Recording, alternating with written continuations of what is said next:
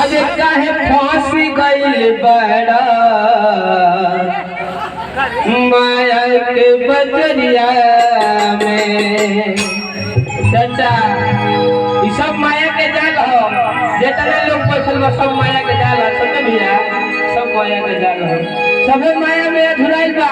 खाली हाथे आवला लेकिन नहीं जाया के वो माया में पड़ जाला। लेकिन खुशी की बात बा कि हमनी के परम आदरणीय बड़ भैया सिद्धार्थ भैया के बाबा जी पूरा उम्र जी के गोल बनी का चाचा ठीक बानू। चलिए भजन के भाव बा। अरे काहे फांसी गइल बड़ा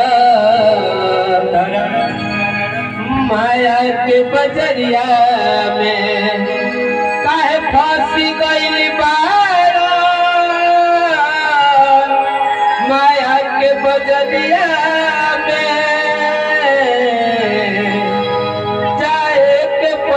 एक दिन हो